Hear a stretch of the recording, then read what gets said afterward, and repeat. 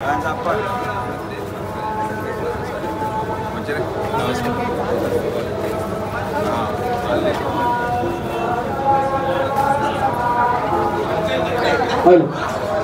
कोटे शुभकरोति कल्याणं आरोग्यं संपदा विनाशाय दीपज्योति नमोस्ते दीपज्योताभ्यो नमो चन्द्रमानसो जातकतो सूर्यो अजायत श्रोत्राद्वायुश्च प्राणश्च मुखादनिरजायत दीपं दर्शयामि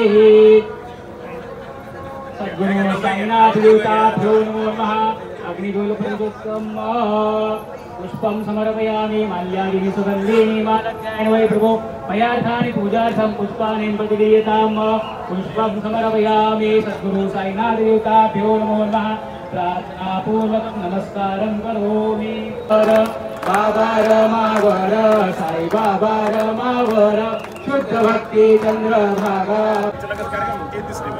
श्री सच्चिदानंद सद्गुरु साईनाथ महाराज की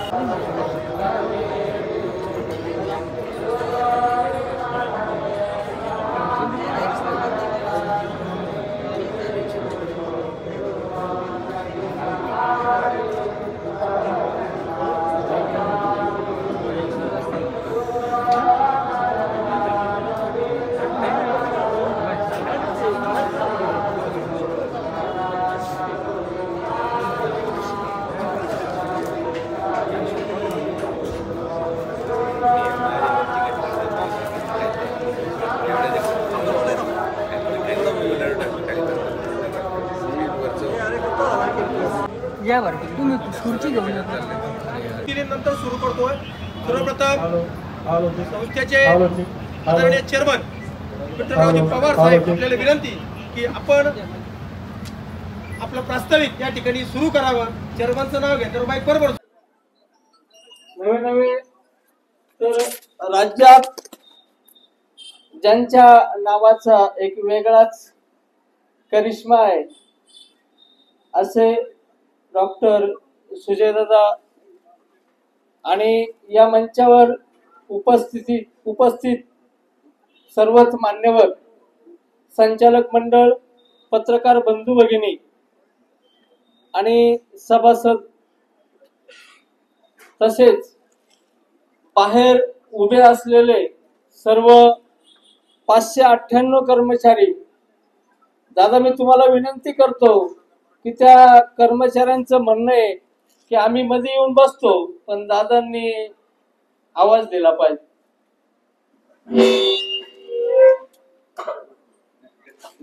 जर कोणी माझ्या आवाजासाठी बाहेर थांबलं असेल तर आतमध्ये येऊन जा, काय अडचण नाही बाबा. सगळ्यांचं स्वागत आहे. तुम्ही लवकर सभासद व्हावे बाबा करणे प्रार्थना.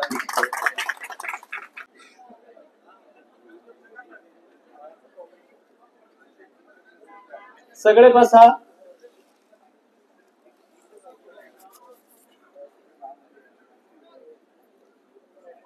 गोड होण्याच्या हेतूने सभासदांच्या हितासाठी दरवर्षी सीधा वाटपाचा कार्यक्रम आयोजित करीत असते.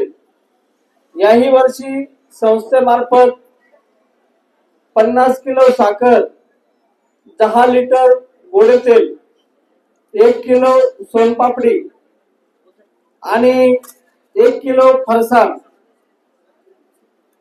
असं सीधा वाटप आणि सभासद वर्गणीवर 8% प्रमाणे, तसेच सभासदांच्या ठेवीवर 9%, सेल्स डिव्हिडंड 12% आणि सेवक ठेव 9% आणि संस्थेच्या नोकरांना बोनस सालाबाद प्रमाणे याही वर्षी संस्था जवळजवळ या दिवाळीत 2,64,41,105 रुपये सभासदांच्या बँक खात्यात लवकरच वर्ग करणार आहे.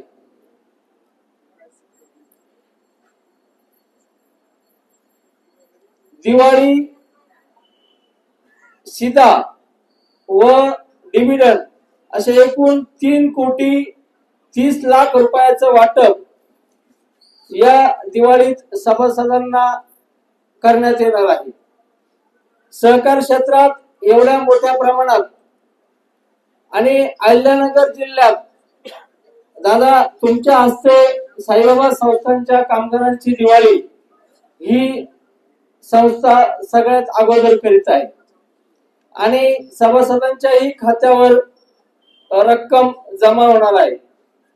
तदर्थ समिती, संस्थांचं प्रशासन आणि पालकमंत्री राधाकृष्ण विखे पाटील आणि आपण यांच्या सगळ्यांच्या सहकार्यानं संस्था भरभराटीस वाटचाल करीत असून संस्थेमार्फत येणारे शिर्डीत देशभरातून येणाऱ्या साई भक्तांना मोफत चप्पल स्टँड, बॅग लॉकर्स, तसेच निवासस्थानाच्या ठिकाणी झेरॉक्सची सुविधा, मोबाईल लॉकर्स, खाद्यपदार्थ, उच्च प्रतीचा पेढा, पिशवी, पाणी बॉटल आणि साई भक्तांना जसजशी जितकी जास्तीत जास्त सेवा देता येईल हे सेवा देण्याचं काम संस्था माफक दरात करत असते. वर्षभराच्या वाटचालीत संस्थेच्या याच वर्षी झालेल्या वार्षिक सर्वसाधारण सभेत या वार्षिक संस्थेचा नफा 5 कोटी इतका झालेला आहे. निश्चित शिर्डीत गर्दीचं प्रमाण कमी झालेलं आहे, परंतु संस्थेच्या कामगारांचा प्रामाणिकपणा, या डिजिटल युगातील गुगल पे, फोन पे ची सुविधा संस्थेने सुरू केली आणि या वर्षी संस्थेचा नफा हा 5 कोटीवर गेला.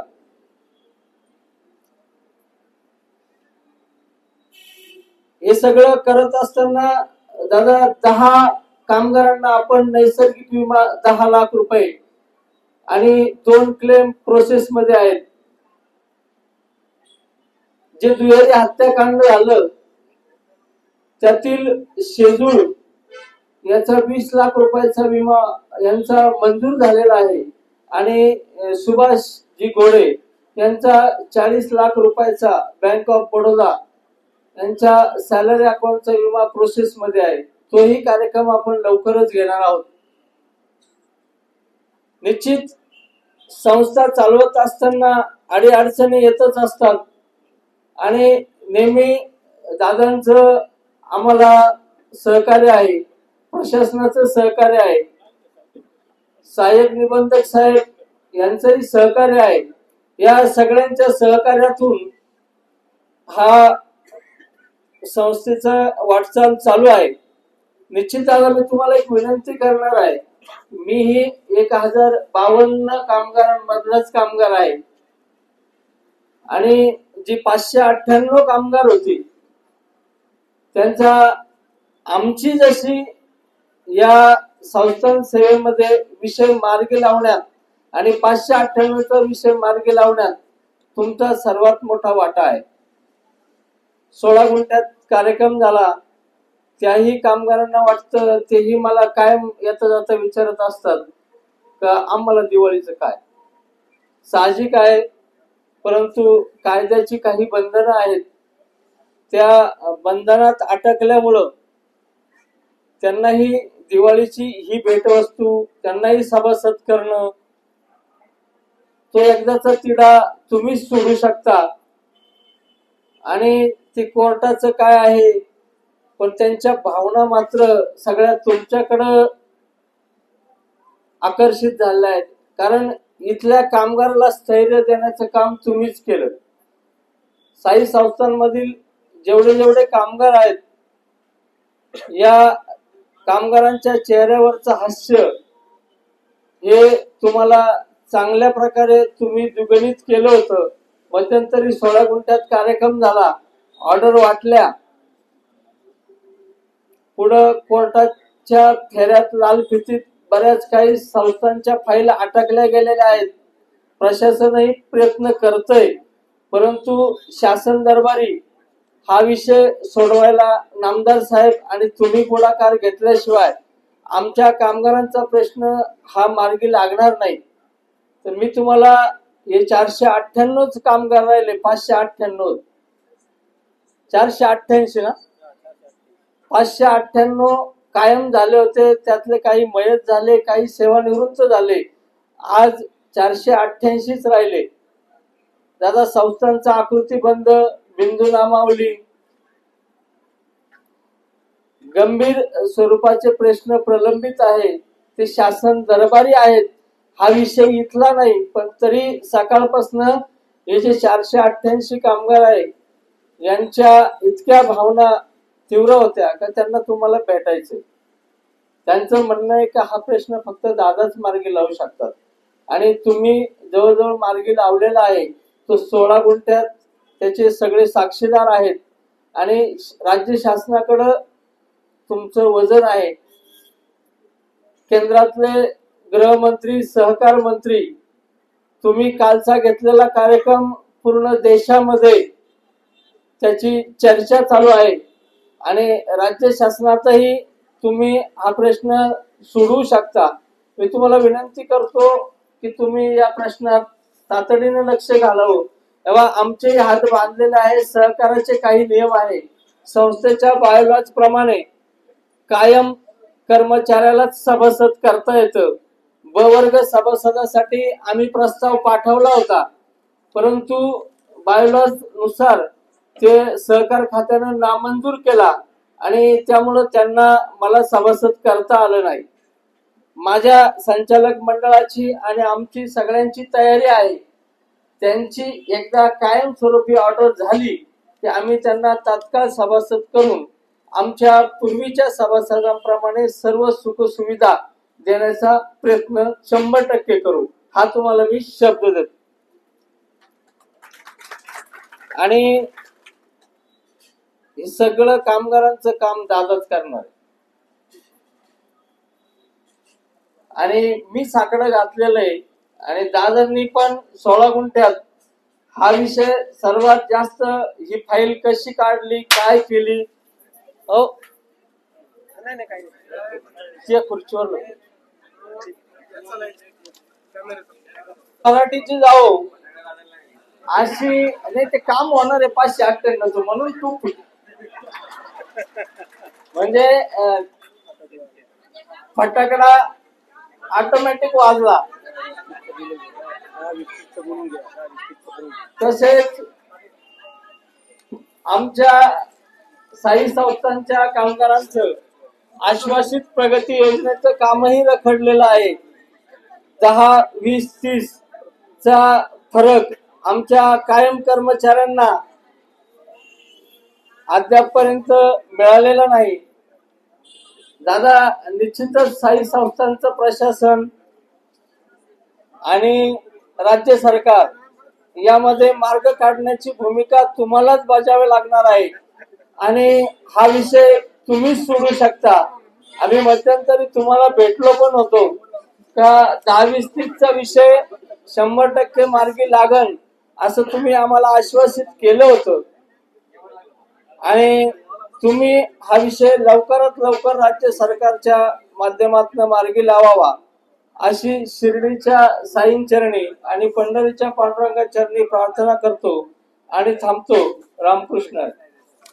ही शंका नाही. त्यानंतर अतिथी देवो भव,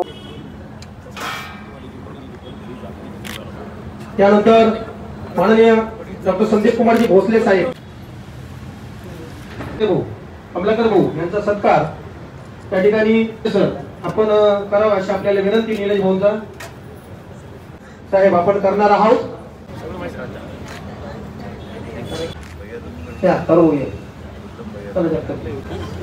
धन्यवाद.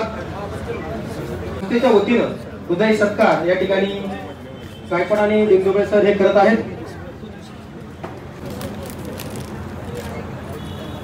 धन्यवाद सर. पण आम्ही विठ्ठलच्या विरोधात प्रचार नव्हतो. माझ्या विरोधात दुसऱ्या समोरच्या पॅनलमध्ये विठ्ठल माझा मित्र होता. आणि एक त्या दिवशी पण मी गोष्ट सांगितली गणपतीमध्ये की विठ्ठल जेव्हा निवडणूक प्रचार सुरू होता, मतदान चालू होतं, मी राजीव उपाध्यायांच्या द्वारका हॉटेल समोर उभं होतो, गाडीमध्ये आलो. विठ्ठल माझ्या गाडीची काच वाजवत होता. तो म्हणलं तुमच्या लोकांना सांगा आम्हाला जागा दे उभं राहायला. आमचे लोक दोन्ही बाजूने उभे होते. विठ्ठलला जागा पॅनल निवडून येणार आहे आणि त्याचा पॅनल निवडून आला. माणसं निवडून येतात, निवडणुका जिंकतात, हारतात, तो भाग वेगळा. दिलं पाहिजे. तर विठ्ठलची सातत्याने प्रामाणिक प्रयत्न असतो की आपण संस्थांसाठी काहीतरी केलं पाहिजे, संस्थान कर्मचाऱ्यांसाठी काहीतरी केलं पाहिजे. सातत्याने मी आणि तो बोलत असतो. दादा मी त्याला एक सूचना केली की आपला जो एम्प्लॉई सोसायटीची वस्तू विकतं, जे पदार्थ विकतं, ते साई भक्त जेव्हा घेतात ते एकाच क्वालिटी असते. तो साई भक्त जेव्हा घेऊन जातो तर त्याची भावना होती की साईबाबा संस्थांनी आपल्याला फसवलं, साईबाबा संस्थांनी आपल्याला चुकीच दिला. तर तेव्हा मी त्याला 2-3 गोष्टी सांगितल्या की या गोष्टीमध्ये बदल व्हायला पाहिजे. मग त्याने त्याची पेढ्यात सुधारणा केली आणि माझ्या घरी एक पेढ्याचं पाकिट पडलं, खाऊन पाय म्हटलं की हे पेढा कसा आहे. अतिशय प्रामाणिकपणे बदल करण्याचं आणि संस्थेच्या सभासदांनी विठ्ठलवर विश्वास ठेवला तर तो निश्चितच मार्गीला गेला असं मला वाटतं आणि सार्थक ठरेल. विठ्ठल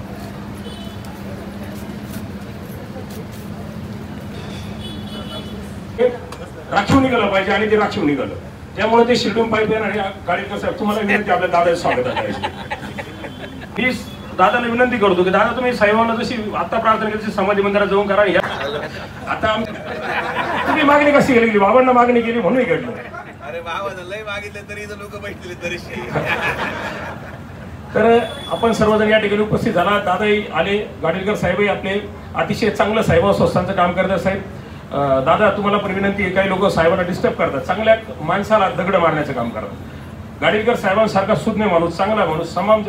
तुम्ही एक गोष्ट पाहिजे, शिर्डी गावकऱ्यांचा आणि ग्रामस्थांचा स्वतःतून जवळजवळ 500 इन्फ्लुएन्स त्या ठिकाणी जमा झाले होते. प्रचार प्रसारासाठी जोरदार टाळ्या वाजवायच्या आहेत. एक कर्तव्यदक्ष अधिकारी साईबाबा संस्थांचे. त्यानंतर विठ्ठलराव आपण करणार आहोत. उपमुख्य कार्यकारी अधिकारी, त्यानंतर एसीकर साहेब आपलाही सत्कार या ठिकाणी चेअरमन विठ्ठलराव आपण करणार आहात. माननीय एसीकर साहेब. यानंतर माननीय कुठे गायकवाड हो जाणं कुठे सर गायकवाड मधून हा. त्यानंतर बोर्डे जालिंदर उभे पुढे मागे सर का आपण बाकीचे जे आहेत नाही कामाचे सगळेच असतात. काही काम वाढवणारे असतात, काही काम करणारे असतात. बाबांनी सगळीकडे पाहून परिस्थिती पाहून म्हटलं की माननीय आमदार साहेबांनाच या मतदारसंघाचं प्रतिनिधित्व करून द्यावं. नगराध्यक्ष पदाचं पण बाबांनी वरतून परिस्थिती पाहिली असेल खाली काय चाललंय. शेवटी गुप्त बैठका ह्या माझ्यापासून लपवू शकतात, बाबा तर पाहू शकतात. आणि बाबांनी खाली होणाऱ्या गुप्त बैठका आणि त्यामधून होणाऱ्या चर्चेमधून जो काही चमत्कार केला असेल तो बाबांचा निर्णय. आणि बाबांचा निर्णय हा सर्वोपरी आहे. आणि बाबांना हे कळालं असेल की खाली चालणाऱ्या गोष्टी ह्या शिर्डीसाठी योग्य नाही. आणि म्हणून बाबांनी दिलेला कौल हा सर्वोपरी सगळ्यांनी मान्य करावा आणि तो केला पाहिजे. पण एक गोष्ट विश्वासाने सांगतो की अध्यक्ष कोणी जरी झाला तरी शिर्डीचा विकास हा फक्त नामदार साहेबच करणार, या बाबतीत कुठलीही शंका नाही. हे पद येतात जातात. मधल्या कालावधीमध्ये तुम्ही देखील आमचा अध्यक्ष पळून तुमचा अध्यक्ष केला होता, तरी सुद्धा निधी मलाच द्यावा लागला. त्यामुळं खुर्चीवर कोणी जरी बसलं तरी अनुदान हे आम्हीच देतो. त्यामुळे या स्पर्धा जेवढ्या कमी होतील आणि या स्पर्धा विकासात्मक दृष्टिकोनातून नाहीये. मला वाटत नाही की या स्पर्धा ज्या निवडणुकीमध्ये केल्या जातात, पदासाठी केल्या जातात, यामध्ये किती लोक खरंच शिर्डीचा विकास करू इच्छितात, याच्यामध्ये खरंच किती लोकांना शिर्डीचे प्रश्न माहिती आहे, या स्पर्धा बऱ्याच वेळेस स्वविकासासाठी असतात. मी त्या खुर्चीवर बसल्यानंतर स्व उत्पन्न कसं वाढेल या दृष्टिकोनातून जेव्हा आपण भावना ठेवतो तेव्हा त्याला जर आपण म्हणतो की ऊपरवाले की लाठी में आवाज नहीं रहती. मी आता आल्याला बोर्ड पाहिला, आमच्या बापूंनी लावला, मलाही वाईट वाटलं की बापूंची संधी हुकली. मी बापूंनाच तिकीट देणार होतो, पण आता काय फरक मला माझ्या मनात बापू होते. काल रात्री माझ्या स्वप्नात ते आले. पुढे नाही ते मी स्पष्टीकरण देणार नाही, छोटे काय मोठे.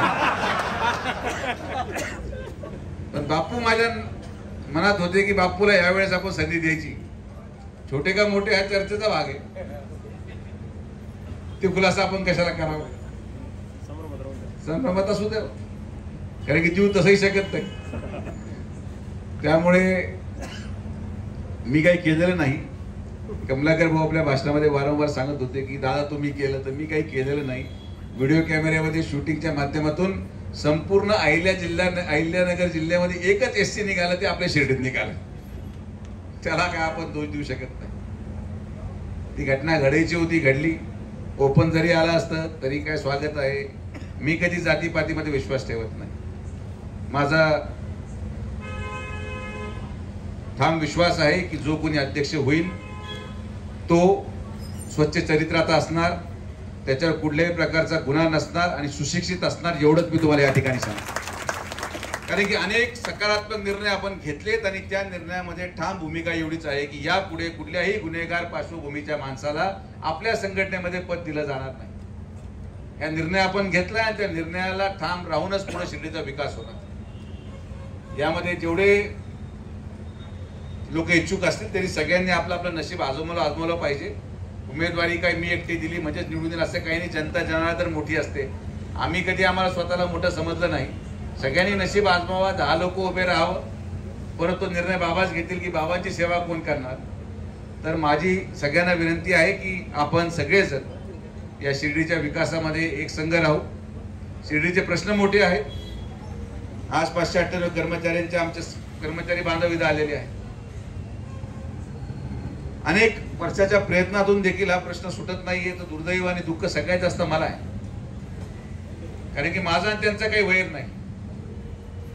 उलट माननीय मुख्यमंत्री महोदय राज्य शासनाने नेमलेली प्रशासकीय समिती देखील माननीय उच्च न्यायालयाने त्या ठिकाणी हे कसं नियमात नाही, किंबहुना या ठिकाणी याचिका मागे घेण्यात यावी अशी सर्वोच्च न्यायालयाने की माननीय उच्च न्यायालयाने सूचना केल्यानंतर संस्थांनी ती परत दाखल केलेली याचिका मागे घेतली. आपला प्रयत्न होता की पालकमंत्री अध्यक्ष झाल्यानंतर हा प्रश्न जास्त जलदगतीने सुटेल आणि आपला प्रयत्न प्रत्येक वेळेस शिर्डीचे प्रश्न सोडवण्यासाठी आहे. पण आता बाबांना जेव्हा मान्य असेल त्या गोष्टी बाबांच्या हातात आहेत. मी 598 कर्मचारी आज या ठिकाणी आलेले आहेत. त्यांनाही विनंती करेल की आपण 17 किंवा 18 तारखेला याच्या संदर्भात कुठेतरी वस्तीवर जेवणासहित मीटिंग ठेवू. पण हे पण सत्य आहेच की तुमच्या विरुद्ध याचिका करणारे तुमच्यामधलेच कर्मचारी आहेत. कोणी बाहेरून तर आलेलं नाही, शिर्डीचेच आहेत, परिसरातलेच आहेत. ज्यांनी याचिका केली त्यांनी ती याचिका मागे घेतली तर 2 दिवसामध्ये हा निकाल लागू शकतो. कधी कधी आपल्याला आपला शत्रू शोधायची आवश्यकता नाही, शत्रू घरामध्येच असतो आणि तीच परिस्थिती आज या 598 बद्दल घडते. तुम्हाला शत्रू शोधायची आवश्यकताच नाही, तुमच्या घरामध्येच तुमचे शत्रू आहे आणि या सगळ्यांसोबत लढायला एकटा सुजय विखे पुरून उरू शकत नाही. माझी भावना प्रामाणिक आहे, मला ते काम करायचं आहे. आपण सगळ्या प्रकारे प्रयत्न करून थकलो म्हणणार नाही, पण हा प्रयत्न केल्यानंतर मला विश्वास आहे की शिवपुराण कथा झाल्यानंतर महाकाल ही इच्छा तुमची पूर्ण करेल, एवढंच मी या ठिकाणी सांगू शकतो. कारण की शिवपुराण कथेचं नुसतं आयोजन केलं तर चिठ्ठ्या अशा निघाल्या. कथा झाल्यानंतर काय काय होईल याचं सांगता येत नाही. अनेक चमत्कार होते. शेवटी महाकालाच्या चमत्कारापुढे मनुष्य काय टिकणार. पण मला आनंद होतो की या सगळ्या गोष्टी एवढ्या भव्य होतात. कालही आपल्या सगळ्यांच्या आशीर्वादाने मी कशी घाडीलकर साहेब आम्ही चर्चा केली की एक व्यक्ती ज्या देशाचं नेतृत्व करत आहे त्या व्यक्तीच्या दौऱ्यामध्ये 4-4 ठिकाणी त्यांनी गाडीतून उतरावं, प्रत्येक कार्यक्रमाला भेट द्यावी. म्हणजे एवढा दौरा तर कधी मुख्यमंत्र्यांचा सुद्धा आमच्या नशिबाला नव्हता. फक्त सभा असायची की आले, सभा केले गेले. इथं मुक्कामाला येणं, बाबांचं दर्शन करणं, कारखान्यावर येणं, पुतळ्याचं अनावरण करणं, परत सभा घेणं आणि परत घरी जेवण करणं हे सगळ्यांच्या नशिबात नाही. याला पुण्याही लागते. आणि मी या गोष्टीमध्ये विश्वास ठेवतो की जर तुम्ही कोणाचं वाईट केलेलं नाही तर तुमचं कोणीच वाईट करणार नाही. ही भूमिका घेऊन आपण पुढे चाललेलो आहोत. आमच्यावर अनेक वेळेस संकट आले, संकट आणण्याचा प्रयत्न केला गेला, पण बाबा आमच्या पाठीमागे खंबीरपणे बाबांचा आशीर्वाद आहे. आणि बाबांचा जोपर्यंत आशीर्वाद आहे तोपर्यंत आमचं कुणीही काही वाकडं करू शकत नाही. त्यामुळे आम्ही देखील आनंदाने आणि निवांतपणे जगतो, सगळ्या षडयंत्रांना तोडून पुढे जातो. आणि ही त्याचीच प्रचिती आता मागच्या काही कालावधीमध्ये अनेक लोकांना आली आणि पुढे देखील येत राहणार आहे. तर मी आवर्जून सांगेल आमच्या 598 कर्मचारी बांधवांना की आपण 16 आणि 16च्या कथेनंतर 17 किंवा 18 लगेच तारीखही तुम्हाला मी देऊन टाकेन. आपण निवांत बसून चर्चा करू आणि तुमचा जो निर्णय राहील. अनेक गोष्टी आपल्याला संवाद माध्यमातून बोलता येणार नाही, मीडिया पुढे बोलणं उचित नाही. उच्च न्यायालयामध्ये ते प्रकरण असल्या कारणाने भरपूर टेक्निकली अडचणी आहेत. पण आपण त्या सगळ्या तुमच्या समेत चर्चा करून हा विषय लवकरात लवकर कसा सुटेल या संदर्भात मीटिंगच्या माध्यमातून ती चर्चा होईल. विठ्ठलराव जसं कमलाकर भाऊंबरोबर त्यांनी आपलं राजकीय जीवन सुरू केलं, अनेक वेळेस धक्के खाऊन खाऊन खाऊन मग ते आज कुठेतरी चेअरमन झाले. तर नुसतं धक्के खाताना चेअरमन होऊ शकत नाहीत कमलाकर भाऊ. त्याला अनेक गुरुमंत्र असतात. तो गुरुमंत्र जर तुम्ही घेतला तर तुम्ही देखील यदा कदाचित तुम्ही योग्य गुरुमंत्र घेतला तर विश्वस्त मंडळामध्ये तुमचं पण नाव येऊ शकतं. पण तो गुरुमंत्र घेणं आवश्यक आहे आणि गुरुमंत्र घेऊन त्याचं पालन पण झालं पाहिजे. गडबड जर झाली तर मग काय होऊ शकणार नाही. त्यामुळं तुम्ही विठ्ठलराव कोणी ते गुरुमंत्र घ्या. विठ्ठलराव त्यांना वेळ द्या. तुम्ही गुरु करायचं ठरलेलं तुम्हाला गुरु केलं तसं मला गुरु करायला. विठ्ठलने मला गुरु केलेलं नाही, विठ्ठलने मला मित्र म्हणून वागणूक दिली, मान सन्मान दिला. आम्हाला हे पहा, आम्हाला ना आमच्या विरोधकांकडून पैशाची अपेक्षा आहे ना आमच्या कार्यकर्त्यांकडून पैशाची अपेक्षा आहे. आम्हाला बाबांनी एवढं दिलंय की आम्हाला कमीत कमी पैशाची गरज कोणाकडून पडली नाही. आमचा आणि माझा जाऊ द्या, मी तर कधी मान सन्मानाचा अपेक्षा पण धरत नाही. माझ्या वडिलांचा मान सन्मान ठेवा, सगळे गुरुमंत्र कामी लागतील आणि आपोआप सगळ्यांचे नंबर लागत जातील. राजकारणामध्ये मान सन्मान हा ठेवला गेला पाहिजे. तो विरोधक असू कोणी असू, खालच्या पातळीवर टीका करणं. आणि हे माझ्या सगळ्या शिर्डीकरांच्या वेगळ्या वेगळ्या पक्षाच्या नेत्यांना आव्हान आहे की जे तुम्ही पाठीमागे बोलता तेच पुढे बोला. ज्या दिवशी तुम्ही हे गुरुमंत्र पाळाल तुमच्या सगळ्यांचे विश्वस्त मंडळ नाव लागतील, हा माझा शब्द आहे. पण पाठीमागे एक बोलायचं, पुढे दिसल्यावर एक बोलायचं, हे बंद झालं पाहिजे. कारण की तुम्ही ज्यांच्याकडे बोलतात तेच रात्री आमच्याकडे येऊन सांगतात तुमच्याबद्दल बोलू राहील. गुप्त चर्चा ही एक ज्याला म्हणतो भास आहे शिर्डीमधला. गुप्त ताराभाऊ काहीच नाहीये, गुप्त काहीच राहू शकत नाही. तुम्ही 2 लोक बसले संध्याकाळी रात्री, तुम्हाला वाटतं आमच्या दोघांची चर्चा गुप्त राहील. दुसऱ्या दिवशी सकाळी शुद्ध आल्यावर पहिला तो फोन लावतो दोघांपैकी एक की काल रात्री जास्त झाली होती, बोलून गेलो, मनावर धरू नका. कारण की त्यालाही माहिती आहे की समोर तर त्याच्याबरोबर बसतोय, तो सांगायच्या अगोदर मी सांगून मोकळं झालं म्हणजे मी सुरक्षित राहणार. एवढं तर आपण आपलं वलय कमवलंय की त्या धास्तीमध्ये का व्हायना माणूस सकाळी शुद्धीवर येऊन योग्य ते खरं बोलून जातो, कारण त्याला माहिती आहे. म्हणून संध्याकाळी बसणाऱ्यांमध्ये जोपर्यंत एकामेकावर विश्वास नसेल तोपर्यंत काहीच काही होऊ शकत नाही. तर माझं एवढंच मत आहे की विरोध असेल तर विरोध करा, प्रेम असेल तर प्रेम करा. लोकतांत्रिक प्रक्रिया आहे, सगळेच माझे असले पाहिजे असंही काही नाही. सगळे विरोधात गेले, शेवटी बाबांच्या आशीर्वादाने प्रत्येकाची आर्थिक सुबत्ता आहे. प्रत्येकाला वाटतं मी अध्यक्ष झालं पाहिजे, प्रत्येकाला वाटतं मी नगरसेवक झालं पाहिजे, झालं पाहिजे. 4 पॅनल करा, मी कधी थांबवले. 5 पॅनल करा, आमची काही कधीही विरोधकाची भूमिका नाही, पण शिर्डीमधलं सगळ्यात मोठं दुर्दैव हे आहे की लोक केलेले उपकार सुद्धा विसरतात. हे सगळ्यात मोठी शोकांतिका आहे. मग जर उपकार केलेले विसरले असतील तर त्याची आठवण दुर्दैवाने करून द्यायला माझा जन्म झालाय, त्यामुळे ते मला करून द्यावी लागते, जे कोणी असेल. आणि म्हणून मला शिर्डीच्या गोरगरीब जनतेवर अतिप्रेम आहे, कारण की त्यांच्यासाठी मी कधी काही केलं नाही, पण त्यांनी आम्हाला कधीच सोडलं नाही. हे या शिर्डीची रचना आहे आणि ती शेवटपर्यंत राहणार. अनेक लोक आहेत त्यांना आम्ही कधी काही देऊ शकलो नाही, ना कधी आरक्षण उठवलं, ना कधी त्यांचे बंगले बांधून दिले, ना कधी त्यांच्या मुलांना नोकरी लावलं. पण या विश्वासाने की माझा मुलगा, माझा परिवार जर आनंदात शिर्डीत राहायचा असेल तर विखे पाटील परिवाराला मी सोडणार नाही. अशा भावनेत राहणारे झोपडपट्टीमध्ये असंख्य लोक आहेत ज्यांच्या जीवावर आम्ही राजकारण करतो. आणि जोपर्यंत असे लोक या मतदारसंघामध्ये आहेत तोपर्यंत इथं नामदार साहेबांना कोणीही हरू शकत नाही. ही काळी दगडावरची पांढरी रेख आहे. अनेक लोकांनी प्रयत्न करून झाले, दगडावर डोकं आपटून झाले, सगळा प्रयत्न झालाय. शेजारून उधारीवर लोक आणले, इकडून उधारीवर लोक आणले, सगळे परतवले जातात. कारण की आपलं काम हे नैतिकतेने चालतं, समाजहिताने चालतं आणि सर्व सामाजिक समतोल ठेवून आपल्याला काम करायचं आहे. आणि म्हणून मला आनंद होतो की विठ्ठल पवार सारखा एक मित्र मला या पूर्ण प्रवासामध्ये लाभला. चांगलं काम केलं, त्याच्यामध्ये त्याचं एक मोठं योगदान होतं. तो स्वतःच्या कष्टाने चेअरमन झालाय, मी काही त्याला केलेलं नाही. मी अगोदरही म्हटलो आणि आजही सांगतो, माझं काही क्रेडिट नाही. त्यांनी एकच गोष्ट काळजीपूर्वक केली की तो माझ्याबद्दल कधी वाईट बोलला नाही. त्यामुळे जेव्हा तो उभा होता तेव्हा मी भानगडीत पडलो नाही.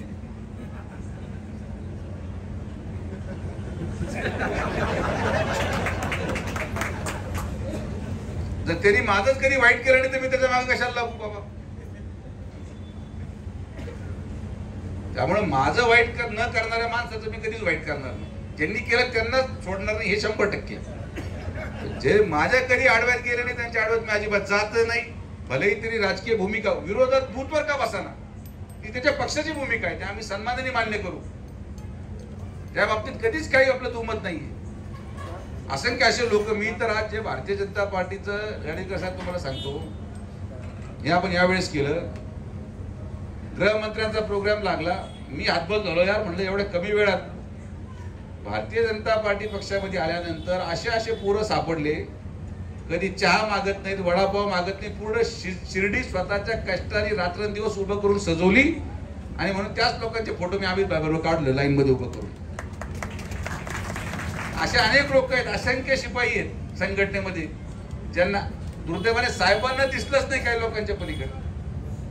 मी पाठीमागून सुरुवात केली आणि पाठीमागून असंख्य मुलं, असंख्य कार्यकर्ते, प्रत्येक जातीचे, प्रत्येक धर्माचे इथं शिर्डीमध्ये याच भूमीमध्ये जन्मलेले. प्रत्येकाचं एक विशिष्ट कौशल्य आहे. प्रत्येक जण हुशारच असेल असं नाहीये, पण प्रत्येक माणसाची उपयोगिता काय, त्याचं ज्ञान किती आणि त्याचा वापर कसा केला पाहिजे हे नेत्याला कळालं पाहिजे. तेच मी करतो. मेंदूच्या डॉक्टरला गुडघ्याचं ऑपरेशन करायला सांगितलं तर चालत, आणि गुडघ्याचा मेंदूला करायला सांगायचा उपयोग नाही. जो आजार आहे त्या आजारासाठी योग्य माणूस शोधते आणि तो आजार तसा बरा करून घेणे, हे बाबांच्या कृपा आशीर्वादाने मला जमलं आणि ते मी करत आलेलो आहे. मी कोणालाही उद्देशून काही बोललेलो नाही. लोक शब्दामध्ये अर्थ काढतात. आमचे पत्रकार मित्र सगळे हुशार आहेत. नाव न घेता टीका, प्रतव्याख्या आहे मीडियासाठी. नाव घेता टीका, काय कोणाचं नाव घ्यायचं. यादी काढायची ठरली तर प्रचंड मोठी निघेल, त्यामुळे कोणाचं नाव नाही बाबा. असं एक नाही आहे शिर्डीमध्ये, अनेक आहेत. पण मग मी ठरवलं तर बाबाच पाहतील. बाबांनी योग्य दिशेने पाहिलं आणि कृपा झाली तर ठीक आहे, आपण काम करत राहू. संस्थांचे कर्मचाऱ्यांचे प्रश्न हे सोडवण्याचा प्रामाणिक प्रयत्न माननीय गाडेलकर साहेब, दराडे साहेब, 3 सदस्य कमिटीने अतिशय उत्कृष्ट काम मागच्या काही कालावधीमध्ये केलं. त्या बाबतीत कुठलाच आरोप करण्याचा वाव नाही. पण गाडेलकर साहेब, जसं मागच्या वेळेस आपण काही सूचना दिल्या त्याची अंमलबजावणी झाली आणि शिर्डीचा फायदा झाला, तर आता आलोय तर तुम्ही आज सापडले तर सूचना पब्लिकली दिली गेली पाहिजे. मधल्या काळात काही संस्थांच्या मंदिराच्या दर्शनाच्या आरोपामध्ये काही लोकांना आरोप झाले. खरे खोटे हा विषय तुमचा आहे, तो माझा विषय नाही. माझा प्रश्न त्याच्या पुढचा आहे की जी महिला आली होती मंदिर प्रमुखाकडे ती कोण आहे हे तुम्हाला तरी ओळख पटली. आजपर्यंत पोलीस डिपार्टमेंट ती महिला शोधू राहील. याचा अर्थ असा की संस्थांमध्ये येणारा मंदिरामधला साई भक्ताची ओळख जर आपल्याला पटत नसेल तर मग संस्थांच्या सुरक्षेबाबतीत हा प्रश्नचिन्ह आहे. मंदिर प्रमुखांनी काय केलं हा त्याचा भाग आहे, त्यांनी नाही केलं त्याचा भाग आहे. मी न्यायाधीश नाही ठरवायला की कोण योग्य कोण अयोग्य. माझ्या मनाला माहिती आहे काय सत्य. मी असे कधी कार्यकर्ते आजपर्यंत ठेवलेच नाही जे असं कृत्य करतील. पण ठीक आहे, काही लोकांचा आरोप असेल तो तुम्ही चौकशी समिती नेमली, तो तुम्ही ठरवाल. मी काय कोणाचा आरोप मान्य करत नाही नाकारत नाही. माझा प्रश्न त्या पुढचा आहे की मी तुम्हाला एक फोन लावून प्रश्न विचारला की साहेब ही महिला किती चमत्कारिक गोष्ट आहे ना की एवढ्या वर्षानुवर्ष महिन्याच्या सीसीटीव्ही फुटेज मध्ये एक्झॅक्टली त्या महिलेचा सीसीटीव्ही फुटेज व्हॉट्सअपवर सर्क्युलेट होतो. किती चमत्कार आहे. म्हणजे कसं एखाद्याला लक्षातच यावं की तेवढ्याच एका मिनिटाची क्लिप आपल्याला काढायची आहे. कसं एखाद्याला लक्षात येतं की तेवढ्याच एका मिनिटाची क्लिप सर्क्युलेट पण झाली पाहिजे. कसं एका मिनिटात सगळ्यांना लक्षात आलं की अख्ख्या शिर्डीमध्ये कळालं की कोण काय करतंय. म्हणजे एवढ्या शिर्डी संस्थांचे सीसीटीव्ही लावून इतके वर्ष झाले पण योग्य वेळी योग्य तेवढीच क्लिप बाहेर येते संस्थांमधून. याचा बोध तर सगळ्यांना कळाला की मला सांगायचा अर्थ काय.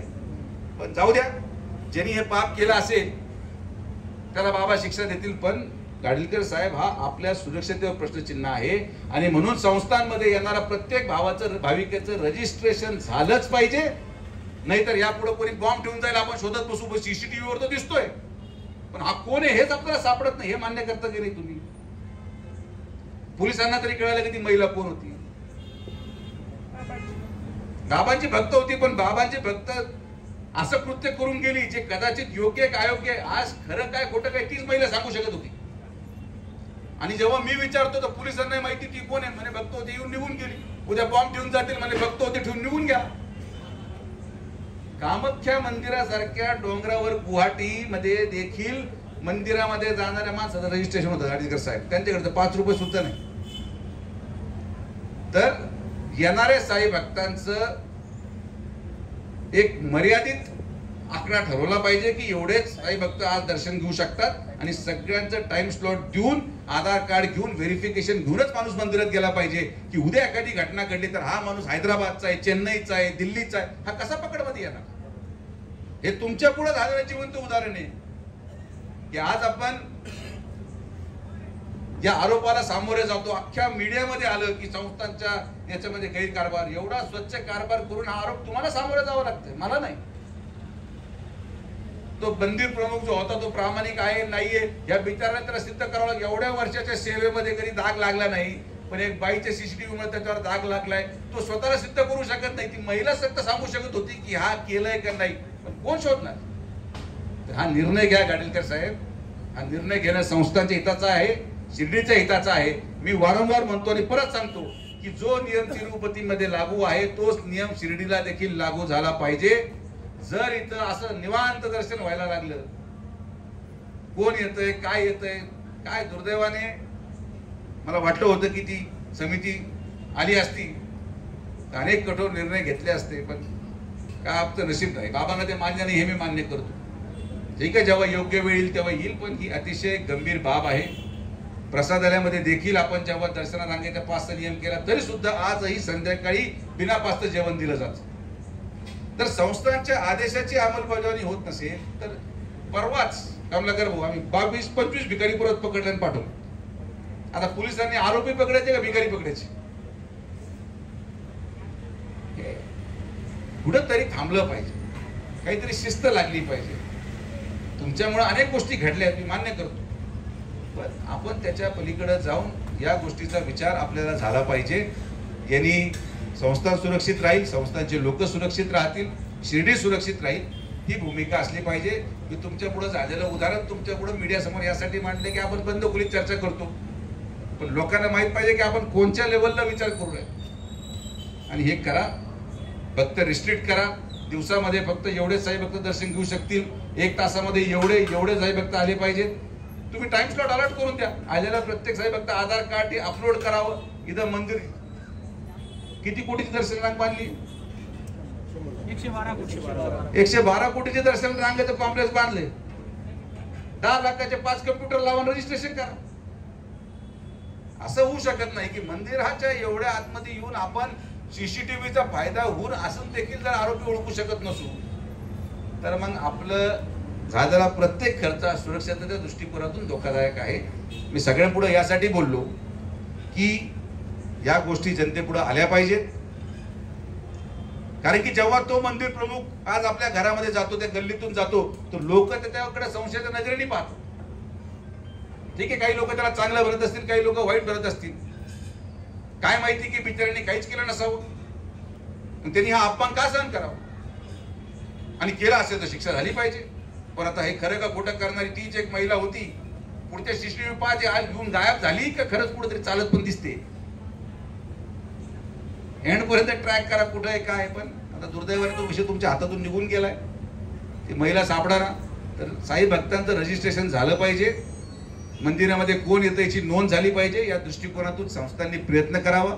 कामगारांचे प्रश्न संस्थांनी सोडवलेले आहेत.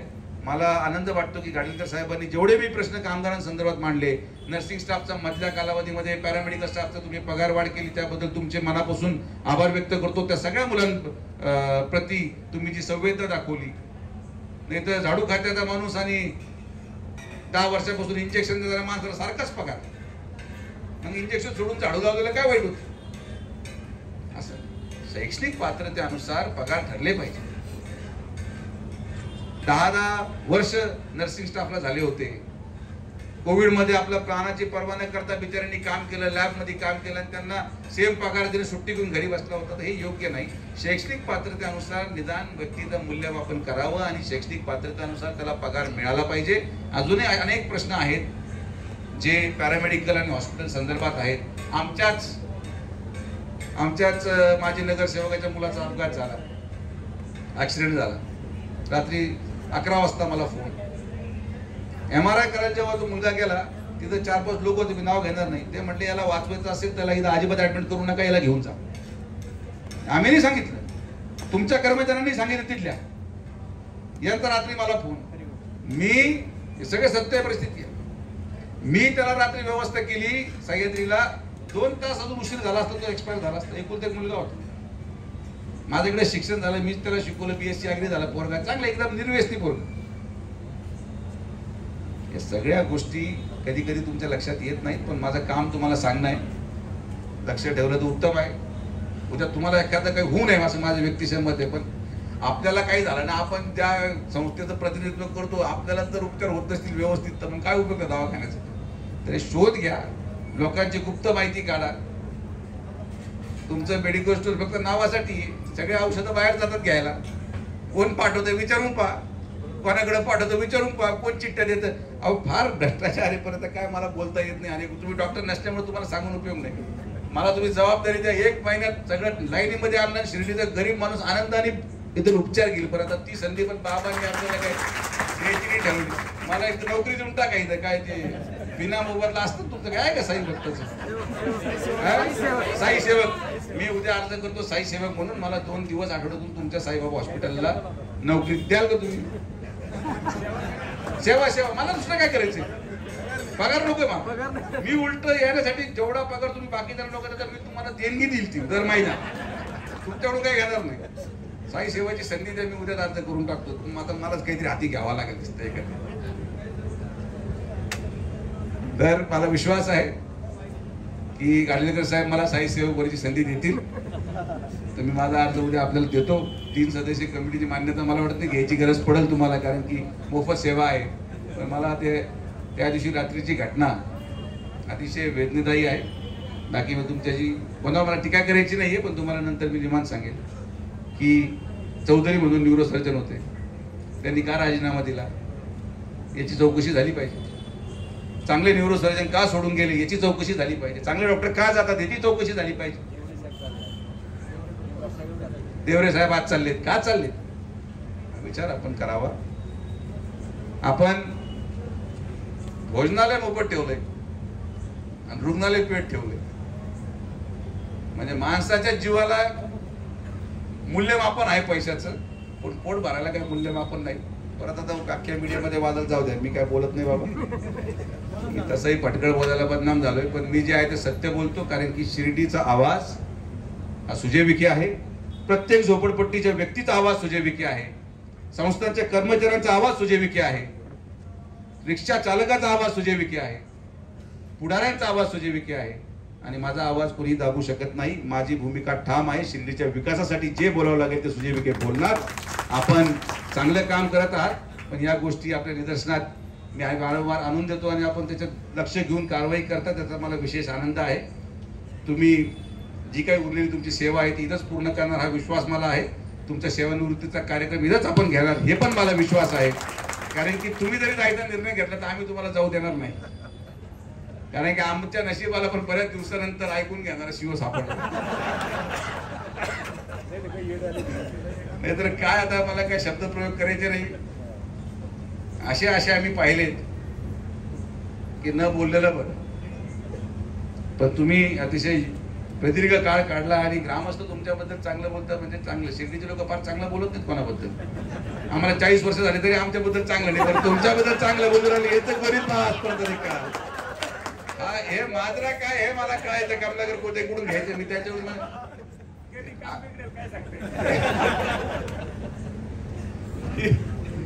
हे पण घातक असतं बरं काय. त्यामुळे जे आम्हाला 40 वर्षात जमलं नाही ते तुम्ही 2.5-3 वर्षामध्ये कमलाकर भोजन तोंडातून करून दाखवलं, याचा मला विशेष आनंद आहे. तर खरंच तुम्ही चांगलं काम करत असाल आणि आपण सर्वजण आलात. ज्या विश्वासाने आपण आम्हाला मतदान करतात, विश्वास ठेवावा लागेल. काम होत राहील. अनेक लोक रोज सत्कार करतात, काम झालं दादा, काम झालं दादा. मलाही माहित नाही कोणाचं काम झालंय कोणाचं नाही झालं. मुलं लागलेत. मी आपल्याला विनंती करेल की जिथं जिथं शक्य असेल हे मुख्यमंत्री युवा प्रशिक्षणचे मुलं 1 वर्ष आपल्याकडे काम केले, त्याच्यापैकी जो चांगला असेल त्याला जागा तयार करून कुठेतरी घ्या. 1 वर्ष यांनी साईबाबांची सेवा केली आणि चांगलं असेल तर घ्या. यासाठी आपण 3 सदस्यीय कमिटीने निर्णय घेतला पाहिजे. मुलं कुठं जाणार बेरोजगार? शेवटी यांचा उद्देश एवढाच होता की त्यांना प्रशिक्षण देऊन रोजगार निर्मिती व्हावी. याचं उदाहरण आपण महाराष्ट्रामध्ये निर्माण केलं पाहिजे की हे आज इथे शिकले. जे योजना महायुतीची होती ती यशस्वी होताना याचं पहिलं उदाहरण जे माननीय तत्कालीन मुख्यमंत्री एकनाथ शिंदे साहेबांनी सुरू केलेली योजना होती. मुख्यमंत्री आता विद्यमान मुख्यमंत्री फडणवीस साहेबांनी ती पुढे चालू ठेवली. तर मुख्यमंत्री प्रशिक्षण योजनेमध्ये प्रशिक्षण घेतलेल्या मुलांना आपणच रोजगार दिला पाहिजे. हा उदाहरण आपण जर सुरू केलं तर याचा सगळ्या महाराष्ट्रावर परिणाम होईल. त्याचा विचार आपण सकारात्मकतेने करावा ही देखील मी आपल्याला विनंती करतो. ते आपण करणारच आहात. आम्ही तुमच्याकडून करूनच घेऊ हे पण त्या ठिकाणी मी आपल्याला सांगतो. आपण या ठिकाणी आलात, चांगलं काम आपलं दराडे साहेबांचंही योग्य ते मार्गदर्शन संस्थांना आहे, तेही चांगलं काम करतायत आणि फार चांगली टीम बऱ्याच वर्षांनंतर माननीय मुख्य न्यायाधीश नगरच्या त्या देखील अतिशय सकारात्मक आहे. त्यांनी कुठल्याही प्रस्तावाला नाकारलं नाही याचा मला विशिष्ट आनंद आहे. तर त्या माननीय न्यायाधीश महोदयांचे देखील मी मनापासून आभार व्यक्त करतो. साईबाबांच्या एवढीच प्रार्थना की हीच 3 सदस्यीय कमिटी जोपर्यंत विश्वस्त मंडळ येत नाही याच्यामध्ये कुठला बदल होऊ नये, जोपर्यंत विश्वस्त मंडळ येत नाही. आणि लवकरच तुम्ही गुरुमंत्र घ्या म्हणजे तुमचं यादीवर लवकर नाव लागेल एवढी बाबांनी प्रार्थना करेन. आणि आपण सर्वजण आलात. सगळ्यांना आमच्या विखे पाटील परिवाराच्या वतीने दिवाळीच्या शुभेच्छा. येत्या 12 ते 16 ऑक्टोबर परमपूज्य प्रदीप मिश्रा महाराजांचं शिवपुराण कथाचं आयोजन अस्तगाव निर्मळ पिंपरी माथ्यावर आपण केलेलं आहे. अनेक ठिकाणी ही कथा पूर्ण झाल्यावर चांगलं प्रत्य हे ग्रामस्थांना आलेलं आहे. मला विश्वास आहे की ही कथा पूर्ण झाल्यानंतर आपल्या या परिसरामधलं सर्व संकट दूर होतील. ही महाकालाची कृपा आपल्यावर होणार, शंकराची कृपा आपल्यावर होणार. आणि तुम्हाला विश्वास व्यक्त करतो की ही कथा पूर्ण झाल्यानंतर अनेक प्रलंबित प्रश्न आता कुठलेच ठेवले नाहीयेत. फक्त 2च आहे, 558 नगर मनमाड. तर नगर मनमाड आता चालू आहे काम. त्याचे मशीन रस्त्यावर दिसत आहे म्हणजे ती गाडी ट्रॅकवर आहे. आता फक्त हे आपले भाऊबंद राहिलेत 598 वाले, 488 बेसिकली 488 राहिलेत. आकडा बरोबर ना विठ्ठल? तर त्यांचं काम आम्ही मार्गी लावू. प्रत्येक वेळेस ते आश्वासन देणं मला संयुक्तिक वाटत नाही. करून दाखवायची अनेक इच्छा होती पण ठीक आहे, वेळेनुसार ते पण होईल. आपण सगळे आल्याबद्दल आपल्या सगळ्यांचे मनापासून आभार. ही दिवाळी अत्यंत सगळ्यांची गोड जाओ. साईबाबा सगळ्यांना असंच आशीर्वाद आणि प्रेम करत राहो. आणि परत एकदा आपण जो विश्वास आमच्या परिवारावर टाकला, जो विश्वास नामदार राधाकृष्ण विखे पाटील साहेबांवर टाकला, या विश्वासाला सार्थ ठरू असंच काम माझ्याकडून, माझ्या परिवाराकडून, माझ्या कार्यकर्त्यांकडून होत राहील एवढाच विश्वास तुमच्या पुढे व्यक्त करतो. आपण सर्वजण आलात, सगळ्यांचे मनापासून आभार. जय हिंद, जय महाराष्ट्र. ओम साईराम. दाभाडे साहेब, डॉक्टर संदीप कुमारजी भोसले प्रशासकीय. शिर्डीमध्ये 2,500 ते 3,000 बोगस आधार कार्ड आहे ज्याच्या जीवावर परप्रांतीय भक्त दर्शन सुविधा घेतात, जो धोका सुरक्षेच्या दृष्टीने मंदिराला आणि याला आहे. याबद्दल आपण काय डिसिजन घेणार? नाही, मला असं वाटतं की डिसिजन घ्यायचा अधिकार माझा नाही. आपण फक्त निदर्शनात आणून देऊ शकतो त्रिसदस्यीय समितीच्या की जी घटना मागं घडली, की जी महिला CCTVवर दिसली आणि मंदिर प्रमुखावर जो आरोप झाला, ठीक आहे, तो आरोप खरा खोटा आहे 3 सदस्यीय समिती ठरवेल, तो अधिकार माझा नाही. मात्र त्या महिलेला जेव्हा आपण शोधायला गेलो तर ती महिला सापडलीच नाही. ती महिला कोण आहे, कुठून आहे, म्हणजे मंदिराजवळ मंदिर प्रमुखाच्या खुर्चीवर साईबाबांच्या मूर्तीसमोर आलेली महिला CCTV मध्ये स्पष्ट देतात असून देखील जर तिची ओळख पटत नसेल तर शिर्डी संस्थांच्या आणि मंदिराच्या सुरक्षिततेबाबतीत मोठा प्रश्नचिन्ह निर्माण होतोय. मी माननीय CEO साहेबांना, मुख्य कार्य अधिकारी साहेबांना विनंती केली की तुम्ही आलेल्या सर्व साई भक्तांचं हे रजिस्ट्रेशन झालंच पाहिजे, त्याचं थंब झालं पाहिजे. उद्या एखादी अपवादात्मक घटना घडल्यानंतर असंच जर उत्तर प्रशासन देणार असेल की आम्हाला माहीत नव्हतं कोण आहे, तर हे मला वाटतं चुकीचं आहे. आणि अतिशय उत्कृष्ट काम 3 सदस्यीय समिती करते, याच्यामध्ये काही चूक नाही. पण आता जसं चुका आपल्याला निदर्शनात येत आहेत ते त्याच्यावर सुधारणा करतील आणि लवकरच लवकर 1 महिन्यामध्ये साईबाबा संस्थान विश्वस्त व्यवस्था प्रत्येक साई भक्त येणाऱ्याची ओळख पत्र घेऊन त्याचं रजिस्ट्रेशन केलं जाईल अशी प्रक्रिया करेल, ही मला अपेक्षा आहे. साई संस्थांच्या रुग्णालयामध्ये भंगळ कारभार सुरू आहे, रुग्णांना उपचार मिळत नाहीये, अनेक रुग्णांच्या तक्रारी आहेत. परवा देखील एका तरुण मुलाला जीव गमवावा लागला. या ठिकाणचे जे वैद्यकीय स्टाफ जो आहे तो देखील गाळ झालेला आहे, चुकीच्या ट्रीटमेंट आता नेमकं याकडे आता तुम्ही कसं लक्ष देणार? नाही, आता त्यामध्ये ज्या ज्या लोकांना आरोप आहेत, ही दुर्दैवी बाब आहे की तो 7 वर्षाचा जो मुलगा आहे तो एक्सपायर झाला. त्याचं पोस्टमार्टम आजच काल झालं आणि पोस्टमार्टम रिपोर्ट देखील तुम्हाला पाहायचा राहिलेला आहे. नेमकी काय ट्रीटमेंट दिली गेलेली, काल मी माननीय गृहमंत्र्यांच्या कार्यक्रमामध्ये व्यस्त होतो म्हणून मी ते कागद पाहिले नाहीत. ते कागद पाहून मी पोलिसांना FIR दाखल करायला लावलेली आहे. पोलीस त्यांना चौकशीलाही बोलवतील. मात्र साईबाबा संस्थान विश्वस्त व्यवस्थेमध्ये हॉस्पिटलच्या स्टाफबद्दल प्रश्न ऐरणीवर आहे. दुर्दैवाने ज्या उद्देशाने या साईबाबा संस्थेची निर्मिती झाली, साईबाबांची सेवा करणं, सेवा देणं, साई भक्तांना सेवा देणं, येणाऱ्या प्रत्येक पेशंटला सेवा देणं, अशा संस्थेमध्ये जेव्हा राजकारण होतं, वर्चस्वाची लढाई तयार होते, शिपाई हा डॉक्टर बरोबर वर्चस्वाची लढाई करतो, डॉक्टर लोक कंटाळून राजीनामा देतात, या सगळ्या राजकीय प्रकरणामुळं किंवा राजकारणामुळं या सगळ्या उभ्या केलेल्या संस्थेचं अक्षरशः हेळसांड होते, नुकसान होतंय. तर आमचा प्रयत्न आहे, मी स्वतः आता साई सेवक म्हणून अर्ज देतोय हॉस्पिटलमध्ये आणि मी आठवड्यातून माझा प्रयत्न राहील एक दिवस तरी साईबाबाची सेवा करण्या हेतू दवाखान्यामध्ये काम करेल. आणि आता ते मलाच हाती घ्यावा लागेल, तोपर्यंत ही सुधारणा होणार नाही आणि ते मला आता हाती घेऊन कमीत कमी बाबांची सेवा आणि येणाऱ्या भक्तांचं हेळसांड होऊ नये असा माझा प्रयत्न राहील. तर पाहू माझा अर्जाचा काय निकाल लावतात हे ठरू. आपण काही दिवसापूर्वी सूचना देखील दिल्या होत्या, मात्र त्या सूचनांना खेराची टोपली संस्थांच्या काही कर्मचाऱ्यांनी दाखवली. आता यापुढची तुमची परखड भूमिका काय असेल? नाही, मी हे कथेपर्यंत जरा व्यस्त आहे. कथेनंतर मग माझी कथा मी सुरू करेल. तर तोपर्यंत महाकालने मला शांत राहायला सांगितलं, तर मी त्यामुळे शांततेतच 16 तारखेपर्यंत शांततेची भूमिका घेतलेली आहे. नियोजन मोठं आहे. तर याच्यानंतर जिथं नियमावली पाळली जात नाही, नियमाचं उल्लंघन होतंय, ते निश्चित आम्ही त्या ठिकाणी आंदोलन करून कारवाई करू. नाही, महादेवाचा माझी तुलना होऊ शकत नाही. मला 2च डोळे आहेत. माझे 2 डोळेच भरपूर झालेत. 2 डोळ्यापैकी एक जरी उघडला तरी गडबड सुरू होते. महादेवाचं 3ऱ्या डोळ्याची आवश्यकता नाही शिर्डीसाठी. महादेवाचा आपण कथा 3ऱ्या डोळ्यासाठी घेत नाहीये. महादेवाच्या माध्यमातून इथं शांती आणि समृद्धी यावी यासाठी ही कथा आहे आणि ती कथा यशस्वी होईल. सगळ्यांना एक उत्सुकता आहे की आपली पुनर्वसन होण्यासाठी लवकरच एक गुड न्यूज मिळणार आहे. नेमकी कशा पद्धतीची ती गुड न्यूज असणार आहे ते आम्हाला सांगा. गुड न्यूज अशी येणार आहे की कथा यशस्वी होईल. मी कधीही कुठल्याही पदाची अपेक्षा करत नाही, मला आवश्यकता नाही. लोकांचं प्रेम हेच माझं पद आहे. पक्षश्रेष्ठींना जेव्हा योग्य वेळ वाटेल तेव्हा योग्य ठिकाणी मला जबाबदारी दिली जाईल. आपण कुठल्याही जबाबदारीला ना कधी पळ काढलेला आहे, ना कुठली जबाबदारीसाठी आपण अपेक्षा धरलेली आहे. कारवाई होत राहते. बाबांना जेव्हा योग्य वेळ वाटेल तेव्हा मिळेल. नगर परिषदेच्या जे अनुसूचित जाती जमातीवर जे आरक्षण पडलं आहे यावर आता पुढचा राजकीय परिणाम काय होईल आणि विखे परिवाराची भूमिका काय? नाही, याच्यामध्ये भूमिका असायचं काही कारण नाही. यापूर्वी देखील नगराध्यक्ष पदाला एसटीचं आरक्षण राहिलेलं आहे. जे आता विद्यमान मंदिर प्रमुख आहे त्यांच्याच मिसेस या नगराध्यक्ष राहिलेल्या आहेत. अजून 1-2 नगराध्यक्ष एसटीचे राहिलेले आहेत. त्यामुळे ही काही नवीन प्रथा नाही शिर्डीमध्ये जेवढा ओपन समाज आहे तेवढाच तुलनात्मक एसटी समाजाचा देखील लोकसंख्या आहे. आणि म्हणून स्वाभाविक होतं, याच्यामध्ये काही फार मोठं कोणी सिद्ध करायची आवश्यकता नाही की एसटी समाजाला तुलनात्मक संधी मिळाली पाहिजे.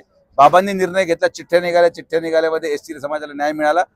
जरी तसं झालं असेल, किंबहुना ओपन जरी असतं तरी शिर्डीमध्ये माननीय नामदार राधाकृष्ण विखे पाटील साहेबांच्या माध्यमातून जे काम आज महायुती सरकारने केलंय, मुख्यमंत्री महोदयांनी केलंय, उपमुख्यमंत्री महोदयांनी केलंय, शिर्डीमध्ये पूर्णपणे पूर्ण बहुमताने महायुतीची सत्ता येणार. ही काळी दगडावरची पांढरी रेखा आहे, ती आम्ही आणू. नगर परिषदेवर जे ओबीसी आरक्षण पडलं आहे त्या ठिकाणी नेमके काही जण कुणबी देखील आहे. कुणबी उमेदवार जे कुणबी प्रमाणपत्र असलेलं व्यक्ती तुम्ही ओबीसी मध्ये उमेदवार म्हणून देणार, मराठा उमेदवार नाही. आता मागच्या वेळेस जेव्हा तिथं ओपन जागा होती तेव्हा ओबीसी समाजाचे काही कार्यकर्त्यांची इच्छा होती की आम्हाला उमेदवारी मिळावी. तेव्हा मी त्यांना विनंती केली होती की ही ओपनची जागा आहे, आपण थोडं थांबावं आणि ओपनलाच राहू द्यावं. जेव्हा अधिकृत ओबीसीची जागा येईल तेव्हा तुम्हाला आम्ही न्याय देऊ.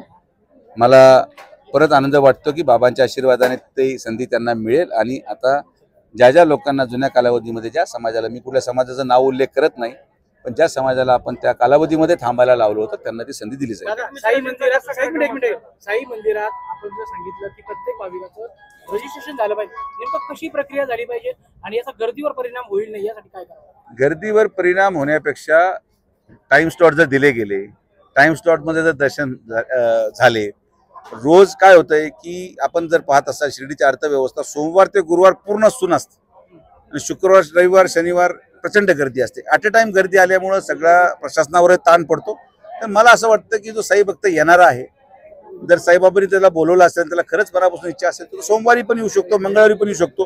तर रोज किती भक्त यावेत याच्यावर संख्या निश्चित झाली पाहिजे. येणाऱ्या भक्तांना ऑनलाईन रजिस्ट्रेशन बंधनकारक केलं पाहिजे आणि त्यांच्या चेहऱ्यावर स्कॅनर लावून आपोआप गेट उघडलं पाहिजे. असं ऑटोमॅटिक सिस्टम लावायला काहीच अडचण नाही. एअरपोर्टमध्ये डीजी यात्रा आज आपण पाहतो, विमानतळा अगोदर CISF 1-1 तास काढ पाहिजे. आज आदरणीय प्रधानमंत्र्यांच्या नेतृत्वामध्ये डीजी यात्रामध्ये तुम्ही तुमचं डॉक्युमेंट फक्त बोर्डिंग पास अपलोड केला, आधार एनेबल्ड आहे, गेटवर झालं की गेट उघडतं, कुठली चेकिंगची आवश्यकता नाही. ती सिस्टम संस्थांनी आता आधुनिकीकरणाकडे गेलं पाहिजे. तेच पर्चे फाडायचे, आजही VIP दर्शन ते चिठ्ठ्या फाडल्या जातात. एवढा आधुनिक काळ आहे, फेस रेकग्निशननी गेट उघडू शकतो. आणि हे जर थांबलं तर आपोआपच भ्रष्टाचार थांबणार. मी तुम्हाला सांगतो, हे जे सगळ्या प्रक्रिया घडतात या सगळ्या गोष्टी दुर्दैवाने साई भक्तांच्या कडून पैसे घेऊन VIP दर्शनाला जाण्यासाठी हे सगळ्या प्रकरण होऊ राहिले. आणि म्हणून हे थांबवायचं असेल तर याला आधुनिकीकरणाची जोड दिल्याशिवाय कधीच थांबणार नाही. आणि ते आम्ही आमची मागणी मांडत राहू. उद्या काय 3 सदस्यीय समिती निर्णय घेते त्यांचा निर्णय. प्रत्येक साई भक्त साई मंदिरात दर्शनाला जायचं असेल त्याचं रजिस्ट्रेशन होणं बंधनकारक आहे. मोबाईलवर रजिस्ट्रेशन करू शकता. संस्थांनी ऍप डेव्हलप. डीजी यात्रामध्ये मला सांगा, रोज कमीत कमी पुणे एअरपोर्ट, दिल्ली एअरपोर्टला ग्राह्य धरू आपण, रोज 50,000 पॅसेंजर फ्लाय करतात. 50,000 पॅसेंजर गेट पुढे येऊन उभे राहतात, गेट आपोआप उघडतं. का? कारण की फक्त एकदाच तो ऍप आधार एनेबल केला जातो. स्वतःचा फोटो काढला, बोर्डिंग पास टाकलं, मशीन पुढे गेले, तुमचा चेहरा पाहिला, गेट उघडतं. तर दिल्ली एअरपोर्टला जर रोज 50,000 त्याच्यापेक्षा जास्त भाविक रोज येत पण नाहीत. दिल्ली एअरपोर्ट सारख्या एअरपोर्टला उरायला तर आपल्याकडे तर अर्थव्यवस्था आहे, आपल्याकडे सगळी सुविधा आहे, तर का इथं नाही? तर हे आपण AI कडे गेलं पाहिजे, आर्टिफिशियल इंटेलिजन्सचा वापर केला पाहिजे. आणि हे संस्थांच्या सुरक्षेसाठी महत्वाचं आहे. हे काय माझं व्यक्तिगत काय स्वार्थ आहे त्याच्यामध्ये? हे तुम्हीच उदाहरण मी तुम्हाला सांगितलं की ती महिला अजून जर सापडत नसेल, ती कोण याची ओळखच पटत नसेल, तर हे कसं होऊ शकतं? तर आज ते AI ॲप असेल, ॲप असतं तर 2 मिनिटात लगेच ते चेहरा आपण त्या ॲपवर टाकून लगेच पूर्ण डेटा आला असता कोणत्या गावाची, आणि तिला पकडून शोध घेऊ शकलो असतो. म्हणजे एखाद्या प्रामाणिक माणसाचा बळी जाणार नाही किंवा एखादा आरोपी असेल तो शिक्षापासून मुकणार नाही, या गोष्टीसाठी माझा आग्रह आहे. अदरवाईज जे चालू आहे ते चालू ठेवा, काय अडचण नाही. कार्यक्रम कसा असणार आहे, रूपरेषा काय असणार आहे, किती भाविक येणार आहेत? आजपर्यंत जर तुम्ही इतिहास पाहिला तर परमपूज्य प्रदीप मिश्रा महाराजांच्या कथेला किमान 3 लाख कमीत कमी लोक असतात. महाराष्ट्रामध्ये अशी परिस्थिती निर्माण झाली आहे की मागच्या 3 कथा त्यांच्या कॅन्सल झाल्या पावसामुळे. कृष्णेश्वरला होती, जळगावला होती आणि ऑनलाईन कथा झाल्या. त्यामुळं ही पहिली कथा आहे जी अनेक महिन्यांनंतर, वैजापूर नंतर माझ्या मते प्रथमच महाराष्ट्रात होते. वैजापूरच्या कथेला जवळपास आता 4 महिने 5 महिने उलटलेले आहेत आणि जेवढे भक्त आहेत त्यांना ही संधी मिळणार आहे. अहिल्यानगरमध्ये पहिल्यांदी ही कथा होते. तर जय्यत तयारी आमची सुरू आहे. पावसाने आम्हाला प्रचंड त्रास दिला, पण आम्ही सगळ्या संकटातून बाहेर जाऊन माननीय गृहमंत्र्यांचा कार्यक्रम पार पाडला आणि हा कार्यक्रम देखील यशस्वी पद्धतीने पार पाडू. 11 तारखेला माननीय प्रदीप मिश्राजींचं आगमन होत आहे. शिर्डी आणि राहता अशा दोन्ही ठिकाणी त्यांच्या मिरवणुका काढल्या जाणार आहेत. 11 तारखेला रात्रीला ते लोणीला आमच्याच निवासस्थानी मुक्कामाला आहेत आणि 11 ते 15 तारखेपर्यंत आमच्याच निवासस्थानाला असणार. कथेची वेळ ही 1 ते 4 रोज ठरलेली आहे. तर 1 ते 4 या कथेच्या नियोजनामध्ये आमचं सर्व, आज मी ग्राउंडवर होतो, एक मोठा देखावा आपण उभा केलेला आहे.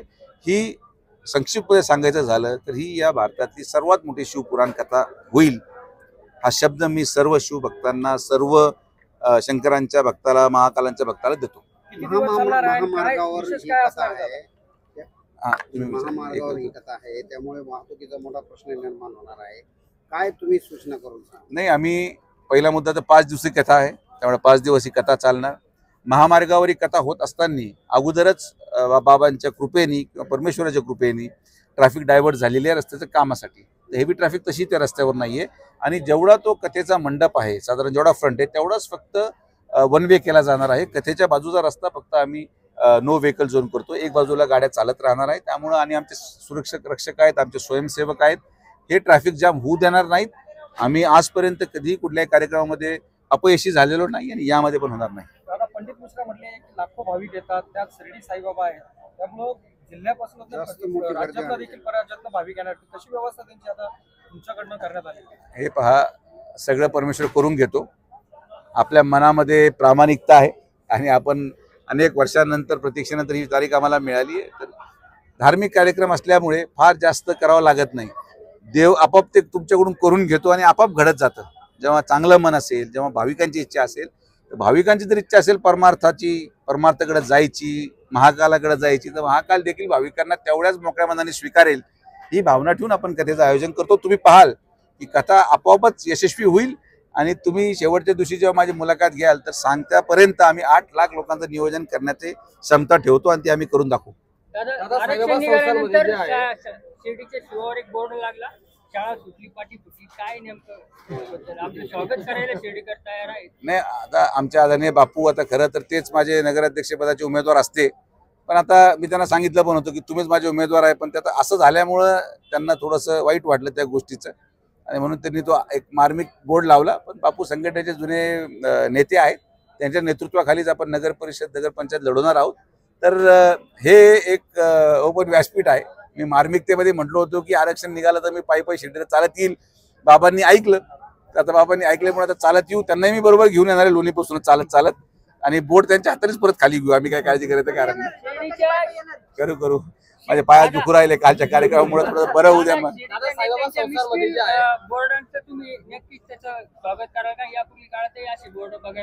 हे पहा, सगळं परिवार आहे, कोणी वाईट हेतूने काम करत नाही. आपण एक परिवार आहे. त्यांनी मला व्हॉट्सअपवर अगोदर संध्याकाळी पाठवलं होतं, मला नव्हतं माहिती किती बोर्ड लावतील, पण आमचा परिवार आहे, आम्ही आनंदात सगळं स्वीकारतो. ते काही टीका टिप्पणी नाहीये. त्यांनी एक मार्मिकता केली, सगळ्या शिर्डीमध्ये त्याची चर्चा झाली.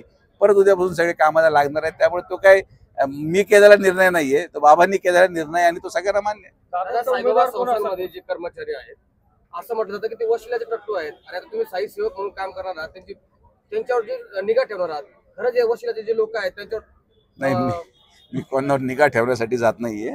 मला बाबांची सेवा करायची संधी मिळाली तर माझ्या माध्यमातून मी एक सेवक म्हणून त्या भागात काम केलं, थोडीफार शिस्त लागेल अशी माझी अपेक्षा आहे. आणि हे जे काही ठराविक लोक वारंवार पुढे येतात, अधिकाऱ्यांच्या पुढे येतात, जे चमचेगिरी करतात आणि 10-10 वर्ष झाले काही लोक काही खुर्चीवर हल्लेलेच नाहीयेत.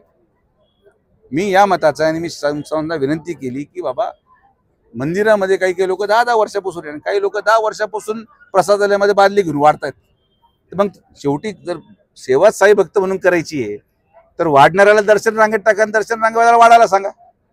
जर मूळ भावच साईबाबांची सेवा आहे, साई भक्तांची सेवा आहे, तर मग असं का की काही लोक कायमचे प्रसादालयातच स्थायी होऊन गेलेत आणि काही लोक कायमचे मंदिरातच स्थायी होऊन गेले, काही लोक स्वच्छतेतच स्थायी होऊन गेले. सगळ्यांना बाबाच्या दरबारामध्ये जायची संधी मिळाली पाहिजे, न्याय मिळाला पाहिजे. पण आता जसं मी म्हटलो की दुर्दैवाने आम्ही त्या बॉडीवर नाही किंवा ती समिती होऊ शकली नाही, तर जेव्हा परमेश्वर योग्य वेळ देईल तेव्हा योग्य ते काम करू. विश्वस्त मंडळाची मागणी कराल सरकार? विश्वस्त मंडळाची मागणी करायची आवश्यकता नाही. सुप्रीम कोर्टाने स्वतः राज्य शासनाला ती मुभा दिलेली आहे.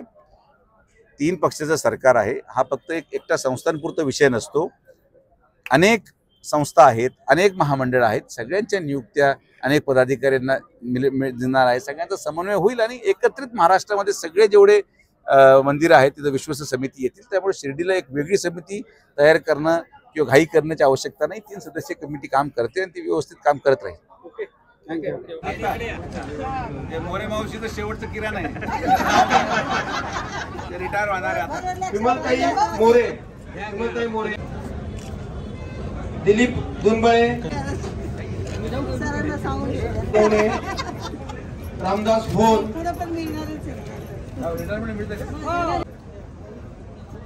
सुभाष चौधरी, त्यानंतर ज्ञानेश्वरचा गायकवाड.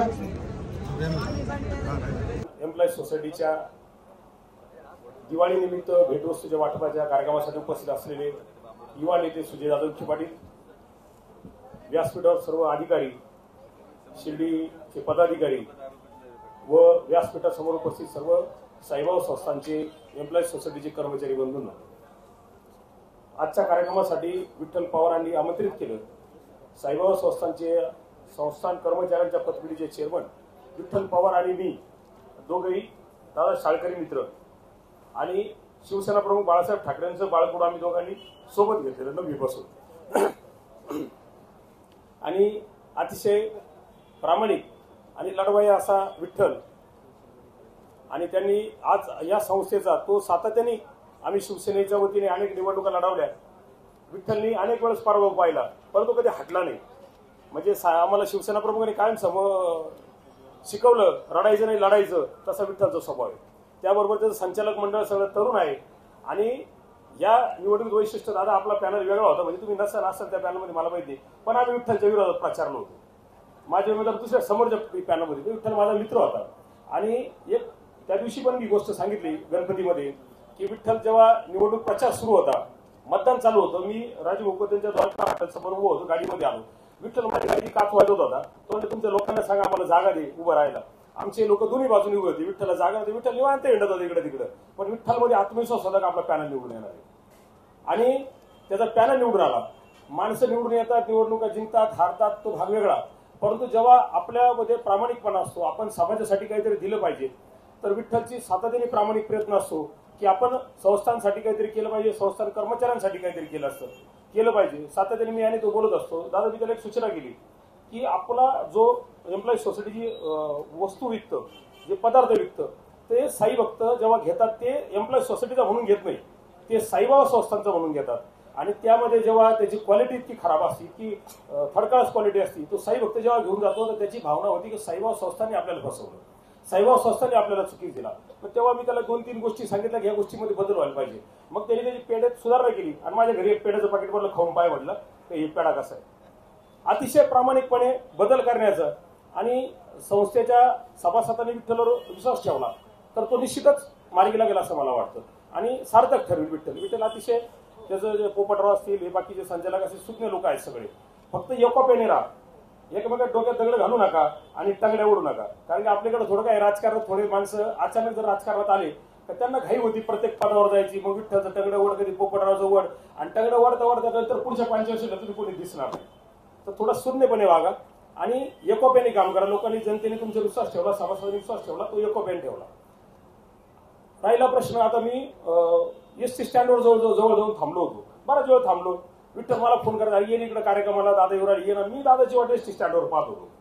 मला वाटलं दादा काय येणार, कारण काय आजचं जे आरक्षण पडलं तर दादांनी सांगितलं होतं की मी पायी शिर्डीली आणि मी स्वागतासाठी एसटी स्टँडवर जाऊन थांबलो. मला वाटलं दादा पायी तर आपण जर पुढे गेलो तर परत दादा नाराज होतील म्हणून मी एसटी स्टँड जवळ थांबलो. दादा डायरेक्ट इकडे मग मला इकडे यावं लागलं. तर दादांनी साईबाबांना जे मागणं केलं की कधी कधी बाबांना आमचा जास्त जवळचा संबंध, कोती परिवाराने साईबाबा अतिशय घनिष्ठ संबंध, बाबांनी सगळ्यात जास्त जवळ आम्हाला घेतलं. परंतु कधी कधी बाबा आमचं ऐकत नाही तेवढं तुमचं ऐकतात. जो जो मत भजे जैसा जैसा भावे तैसा तैसा पावे बी जैसी. त्यांनी सांगितलं की आरक्षण निघालं पाहिजे आणि खरोखर आरक्षण निघालं. आपल्या साहेबांसोबत मुख्य कार्यकारी अधिकारी गोरक्षनाथ गाडीकर साहेबांचे या ठिकाणी आगमन झाले, त्यांचंही स्वागत करतो. उपकार्यकारी दारडे साहेबांचंही स्वागत करतो. आमचं ऐकत नाही तेवढं दादांचं ऐकतात. त्यांनी सांगितलं की शिर्डीचं आरक्षण हे राखीव निघालं पाहिजे आणि ते राखीव निघालं. त्यामुळे ते शिर्डीहून पाईपलाईन आणि गाडीकर साहेब तुम्हाला विनंती आपल्या दादाचं स्वागत आहे. आता त्यांनी 598च्या कर्मचाऱ्यांना सांगितलं की तुम्ही माझ्या साईबाबांच्या चरणी प्रार्थना आहे की 598 कर्मचारी सुद्धा लवकरच सभासद व्हावे. मी दादाने विनंती करतो की दादा तुम्ही साईबाबांना जशी आता प्रार्थना केली समाधी मंदिरात जाऊन करा. यांना खरोखर एकदा यांना सभासद होतील या संस्थेचे आणि साईबाबा संस्थांमध्ये कायम होतील अशी त्या साईबाबांना प्रार्थना करा. तुम्ही केलेली प्रार्थना कधी व्हायला जात नाही असा माझा अनुभव आता आजचाच ताजा ताजा गरम गरम आहे. म्हणून म्हटलं यांच्यासाठी सुद्धा एक प्रार्थना करा आणि यांना सुद्धा एकदा कायमचं कळेल. आता आमच्या जीवाचे काय हाल झाले काय सांगायचं तुम्हाला. आम्ही जे खर्च करून बसलो, आमच्या लोकांनी जे खर्च केले, काही लोकांनी कर्ज काढले, काही लोक ओरडून फ्लेक्स लावून वाटवलं झालं त्यांचं. आता ते कसं दुकान तुम्हाला सांगायचं. तुम्ही सगळ्याच्यावर पोचायला बेरावला. एवढं आम्ही ताकदीने काम करीत होतो. किती दिवस झाले, 2 वर्ष झाले. लाव गणपतीला बोर्ड, लाव जयंतीला बोर्ड, लाव दाव्याला बोर्ड, लाव मौतीला बोर्ड, जाहिराती दे, पैसे दे, वाटवलं झालं त्यांचं खर्च करून. इतकी घाई लोकांना, अति घाई संकटात नाही. आता कुणी मला आता एक जण सांगितलं कोणतरी यज्ञाला बसलं, कालपासून सकाळ फोनच उचलत नाही म्हणजे त्याला कुठे गेले भावी नगराध्यक्ष इतके भावी नगराध्यक्ष आले, ऊत आला त्यांना. तर ते दादा तुम्ही बरोबर केलं आणि दादाच्या सुद्धा डोक्यावर संकट टळलं. तसं ते संकट घेणार नाही, ते संकट देणारे लोक आहे. तर दादा आपण अतिशय शिर्डीकरांसाठी सातत्याने काम करतो. नाही तो पारदर्शी व्यवहार आहे. बाबांनी घडवलं बरोबर, सत्य परिस्थिती आहे. आणि प्रत्येक समाजाला संधी मिळाली पाहिजे. शिर्डीमध्ये या समाजाला संधी मिळणं, शिर्डीकर इतके सुज्ञ आहेत. यापूर्वी सुद्धा शिर्डीकर ग्रामस्थांनी जेव्हा आरक्षणाचा विषय नव्हता तेव्हा आमच्या शेजवळांना उपसरपंच केलं होतं शिर्डीला. शिर्डीचे ग्रामस्थ हे अगोदरपासून साईबाबांनी आपल्याला जी शिकवणी दिली, सर्व धर्म समभावाची, सबका मालिकी एकची आणि सर्व धर्मांना बरोबर घेऊन चालण्याची, सर्व जाती धर्मांना बरोबर घेऊन जाण्याची. शिर्डीकर सुज्ञ आहेत, सर्वांना बरोबर घेऊन जातात. आरक्षण नसताना उपसरपंच शेजवळांना केलं होतं. त्यावेळेस आरक्षण ही सिस्टम नव्हती, परंतु त्यांना केलं होतं. तर या समाजाला सुद्धा संधी मिळली पाहिजे. हा समाज सुद्धा शिर्डीच्या जडणघडणीमध्ये, व्यवसायामध्ये, साईबाबा भक्तांच्या सेवेमध्ये, गावाच्या सेवेमध्ये कायम अग्रेसर राहिलेलं आहे. तर याच्यातल्या ज्यांचं हे असेल, राजयोग असेल, कारण की राजकारणामध्ये राजयोग बी लागतो. आम्ही असे लोक पाहिले का राजयोग, मी इतकं धडकलो 89 पासून विठ्ठल करे किती संघर्ष झाला, पण आमच्या नशिबात राजयोग नाही. विठ्ठल धडकून राजयोग आला, लई वेळच घासावला त्याला. कसा येतो हा, मला सुद्धा कानमंत्र घ्यायचं आहे. मी थोडा कसा शिवसैनिक असल्यामुळे ना मला सुद्धा तुमच्याकडून राजयोग घ्यायचा आहे. परंतु आता काय नगरसेवकाच्या पुढच्या टप्प्यावर गेलो. आता यावर्षी मला नगराध्यक्ष लढवतो, तुम्ही असं केलं. तुम्ही मागणी कशी केली, बाबांना मागणी केली म्हणून घडलं.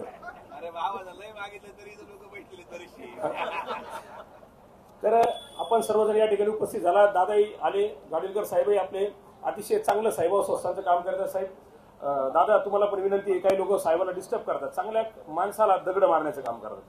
गाडीलकर साहेबांसारखा सुज्ञ माणूस, चांगला माणूस, समाज. तुम्ही एक गोष्ट पाहिली, शिर्डी गावकऱ्यांचा आणि ग्रामस्थांचा संघर्ष गाडीलकर साहेबांच्या काळात झाले. मी कर्मचाऱ्यांना घेऊन साहेबांकडे जातो. साहेब एक प्रत्येक गोष्ट लोक येतात, तुम्ही गाडीलकर साहेबांना सांगतो. होणं न होणं ही भाग वेगळा आहे, परंतु ते म्हणजे त्यांच्या तोंडावर स्तुती करीत नाही. जेव्हा जेव्हा मला वाटलं की भांडायचं तर जाऊन धडाधड भांडतो आम्ही, म्हणजे भांडायला कमी करत नाही. परंतु गाडीलकर साहेबांसारखा चांगला आणि आतून साईभक्त असल्यामुळे आपल्या जिल्ह्याचे आणि दादांचे, नामदार साहेबांचे त्यांचे अतिशय चांगले संबंध, सगळ्यांचा समन्वय ठेवून चांगलं काम करतात. आता कालचं जे समिट झालं सोशल मीडियाचं, तर तुम्हाला मी कर्मचाऱ्यांना कायम एक विनंती करत असतो, आपण साहेब, मी तुम्ही वाईट वाटून घेऊ नका, आपण साहेबांचा पगार घेतो. तर आपण काय करतो, जेव्हा लोक साईबाबांना शिव्या देतात, साईबाबा कोण आहे, आपले आई बाप, आणि साईबाबांच्या जीवावर आपण खातो. आपल्या घरातलं अन्न कण प्रत्येक गोष्ट आपल्याला साईबाबांनी दिली. ती एक गोष्ट फॉरवर्ड करायची, जशी मी मागे बी सांगितलं, त्याच्यासाठी सातत्याने साहेबांनी प्रयत्न केले. आणि काल सोशल मीडियाचं इतकं चांगलं अधिवेशन 2 दिवसाचं शिर्डीला घेतलं. सातत्याने काही ना काही नवीन नवीन प्रयत्न करत असतात. त्यांची कर्मचाऱ्यांप्रती सुद्धा चांगली भावना आहे. जे चांगलं काम करतात, कर्मचारी चांगलं काम करतात म्हणून साई संस्थान हे नावावर रूपाला आणले. साईबाबा संस्थांचे कर्मचारी अतिशय चांगलं काम करतात.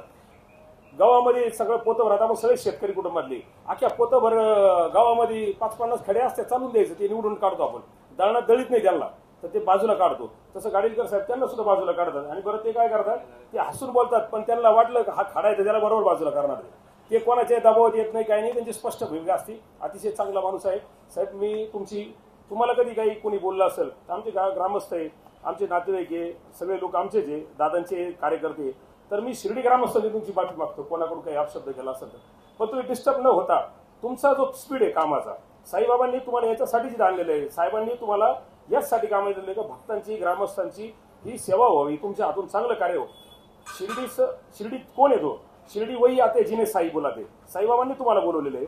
त्याच्यामुळे हे चालूच राहणार. तुमच्या झाडाला चांगले फळं आलेले, त्याच्यामुळे दगडफेक चालू राहणार आहे. त्याच्यामुळे तिने डिस्टर्ब नव्हता. आपण अतिशय चांगलं काम करावं.